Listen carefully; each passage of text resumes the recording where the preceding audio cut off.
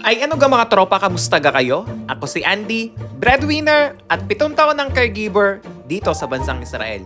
Pamilya muna, bago sarili. Ay di kaya rin na nga, ay di samahan nyo nga ako sa isang craving satisfied video. Tama ga ho o isang mapagmatakaw na video. Ay kayo na hong bahala kung alin ho ang tama. Ay di kaya rin na nga, nakababa na naman ako ng kabayanan. Ay di nakabili ako na rin tahong at rin naman ay binabad ko lamang sa Sprite at na magkaroon ng konting linamnam. Ay di sa punto nga ay di gagayatin ko naman na maniliit aring aking bawang. At mas maganda naman din nga kung maraming bawang aring garning lulutuin ko. Iginayat ko na rin nga aring siling labuyo at aring siling panigang. Ay di mayroon nga ako din ng isang kawali at rin naman ay aking painitin lamang ng kaunti. At ilalagay ko na aring aking butter at tutunawin ko rin ang bahagya.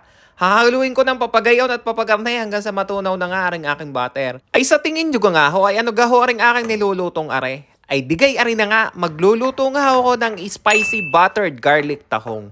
Ay di sa puntong ang aray natutunaw na aring aking butter at aray hahaluin ko lamang ng bahagya at maya-maya naman na ilalagay ko na aring aking dinurog na bawang. Ay di pagkabuhos ko nga na rin bawang ay di hahaluin ko lang aray ng bahagya ng papagayon at papagamnay hanggang sa mga amoy na o mag-aromatic na baga.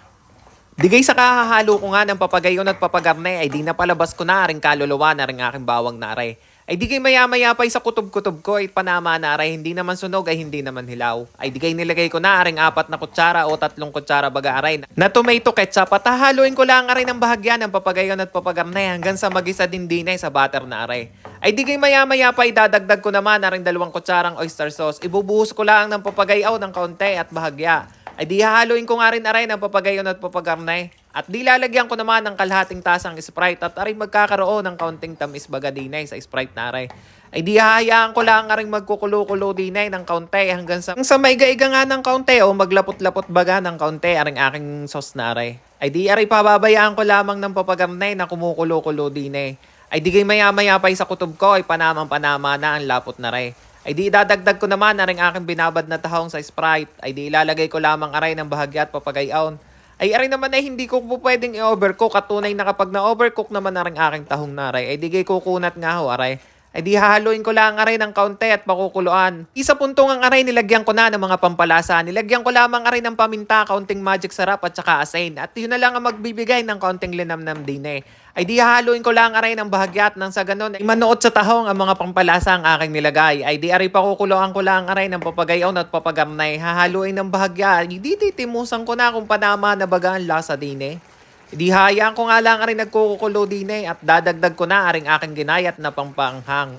Aring siling panigang at siling labuyo ang magbibigay ng kaunting sipa o hangdine sa ating spicy garlic buttered tahong.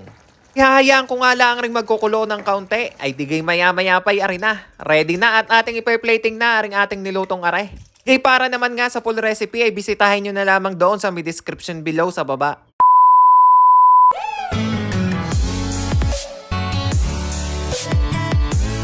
Ay siya, ay papaano? Ay di ilalabas ko na rin aking bahaw at nangaray aking matimusa na.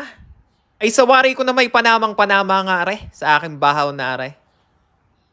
Ay siya, ay papaano mga tropa? Ay salamat sa inyong panunood. Ay huwag niyong kakalimutang mag-subscribe. Hanggang sa muli, paalam!